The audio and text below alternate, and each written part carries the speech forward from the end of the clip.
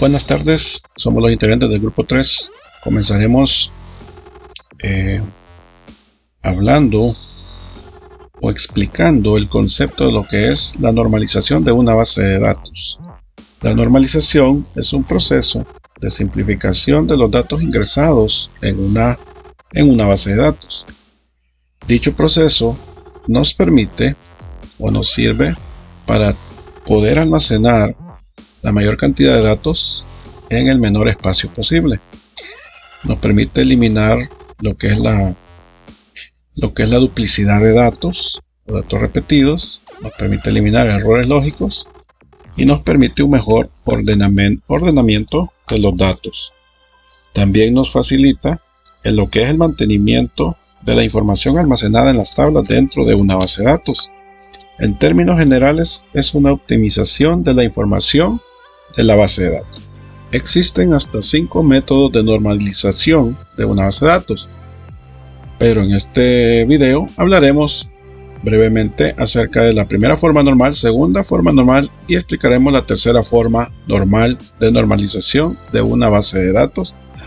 El propósito de la tercera forma normal es eliminar de una tabla las dependencias transitivas.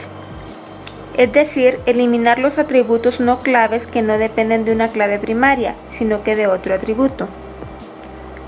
Para cumplir con la tercera forma normal son necesarios los siguientes requisitos. 1. Cumplir con todos los requisitos de la segunda forma normal. Y 2. Si hay atributos que no tienen relación con la clave primaria, hay que eliminarlos y colocarlos en una tabla separada, relacionando ambas tablas por medio de una clave externa. Es decir, no debería haber ninguna dependencia transitiva.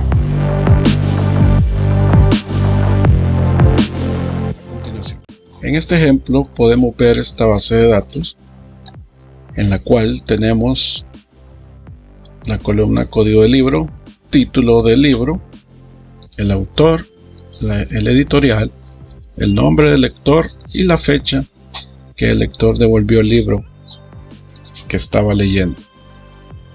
Bien, procederemos a identificar primero los datos que son redundantes en dicha base de datos para ir optimizando lo que es la información dentro de la misma.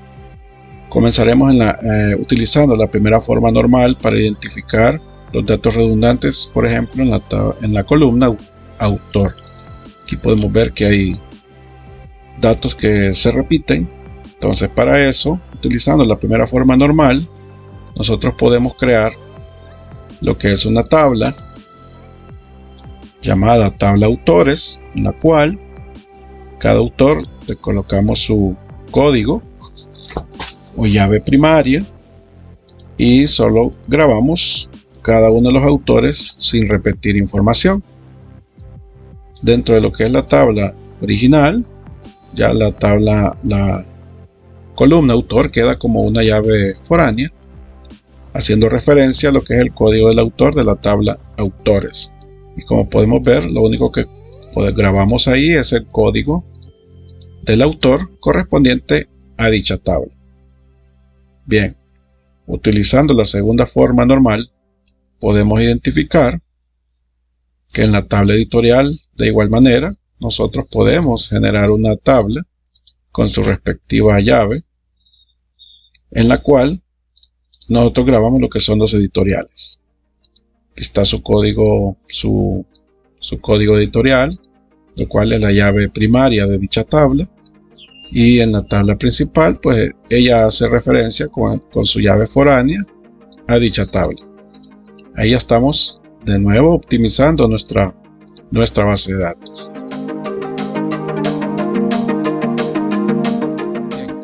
Como podemos ver ya en el ejemplo, de la tabla original en la cual teníamos muchos datos redundantes, hemos podido ir simplificando la información y dividiéndola en diferentes tablas. Ya utilizando la tercera forma normal, nosotros creamos una tabla adicional llamada lector o tabla de lectores y una tabla intermedia llamada tabla de devoluciones, en las cuales Por ejemplo, en la tabla lectores está su código de lector y el nombre correspondiente a cada lector. Luego, la tabla de devoluciones tiene su código único correlativo o su llave primaria, en la cual incluimos lo que es el código del libro que se rentó. El código del lector hace referencia a la llave foránea de la tabla lectores para obtener el nombre del lector, y aquí grabamos la fecha de devolución de ese libro, ya que un libro en esta tabla, así como estaba anteriormente, solo nos podía almacenar una fecha de devolución, pero obviamente un libro lo pueden alquilar muchas veces y lo van a devolver por ende muchas veces. Entonces pasamos de tener dos columnas acá, una llamada nombre lector y otra fecha de devolución, a dejarlo con una sola columna llamada código de devolución, en el cual esta llave foránea hace referencia a la tabla intermedia llamada tabla de devoluciones, en la cual nosotros en todo momento podemos obtener con sus llaves foráneas el código del libro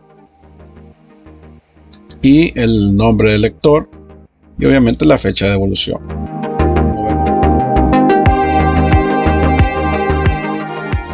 Aquí les mostramos un ejemplo en el que podemos ver una tabla de estudiante, cuya clave primaria es ID estudiante y sus otros atributos son nombre estudiante, calle, ciudad y código postal. Esta tabla ya cumple con las condiciones para ser una segunda forma normal. En este caso, calle y ciudad no tienen una relación directa con la clave primaria ID estudiante, ya que no están directamente relacionados con el estudiante, sino que dependen totalmente del código postal. Debido a este segundo grado de dependencia, no es necesario almacenar estos atributos en la tabla de estudiante. En su lugar, estos dos atributos pueden estar en una tabla separada que vamos a llamar postal. Y esta tabla va a estar relacionada con la tabla estudiante usando el código postal. Al hacer esta división logramos que hay una cantidad menor de registros, y si llega a haber un cambio en la dirección, solo se va a tener que actualizar una vez en la tabla postal, y esto se va a ver reflejado automáticamente en la tabla de estudiantes, simplificando así la base de datos.